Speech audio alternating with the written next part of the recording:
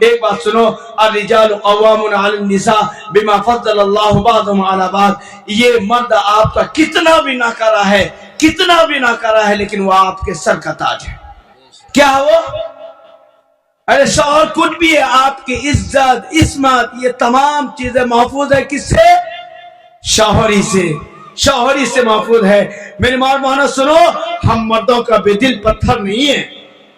ہم ہریانہ، پنجاب، دلی کھٹتے ہیں صرف آپ کو آرام پہنچانے کے لیے. کس کو پہنچانے کے لیے بولیے؟ ارے مہربانو، آپ کو آرام پہنچانے کے لیے ہم کھٹتے ہیں، مزدوری کرتے ہیں، ہم دھوپ کی برداشت کرتے ہیں، پیاس کو برداشت کرتے ہیں، آپ کو ہی آرام پہنچانے کے لیے. لہذا خدا را آپ ہمیں نگلیکٹ مت کیجیے. اللہ نے مردوں کو حاکم بنایا ہے، اونچا مقام بنایا ہے. آپ اس مقام پر نہیں بلکہ نیچے ہی رہ کر کے اپنے شوہر کی خدمت کیجیے. فالصالحات قانتات حافظات للغیب بما حفظ اللہ. نیک عورت وہ ہے جو فرما بردار ہو. کیا ہو؟ فرما بردار ہو، اپنے شوہر کی بات مانتی ہو، شوہر کی اطاعت کرتی ہو. اللہ کے رسول صلی اللہ علیہ وسلم نے فرمایا جس عورت کا انتقال اس حالت میں ہو کہ اس کا شوہر اس سے راضی ہو، وہ جنت میں جائے گی. کہاں جائے گی؟ جنت میں جائے گی. اتنا بڑا مقام ہے. اللہ کے رسول صلی اللہ علیہ وسلم نے فرمایا اگر کسی کے لیے سجدہ جائز ہوتا تو میں عورتوں کو حکم کرتا کہ اپنے شوہر کو سجدہ کرو. اتنا بڑا مقام ہے شوہر کا. لہذا اپنے شوہر کی آپ بھی عزت کریں.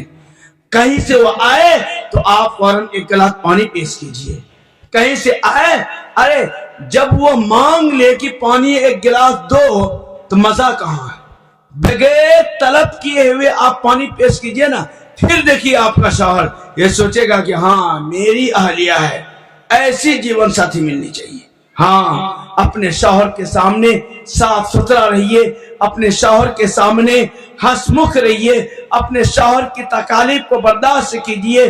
آپ لوگ عام طور پر میں یہ کہا کرتا ہوں کہ اپنے یہاں کی عورتیں اپنے شوہر کے سامنے چڑیل بن کر کے اور بازار جائے گی تو وہ مکمل طور پر خوبصورت بن کر کے جائے گی. یہ قطعی نہیں ہے. شوہر کے سامنے بناؤ سنگار کیجیے، ان کے سامنے خوبصورت بن کے رہیے. اگر آپ خوبصورت نہیں بن کے رہیے گا کہ ان بیچاروں کا دل پھر کدھر دوسری کی طرف آئے گا. اس لیے آپ خوبصورت بن کر کے رہیے، اپنے شوہر کے سامنے بناؤ سنگار کیجیے اور اپنے شوہر کے سامنے ہنسمکھ رکھیے.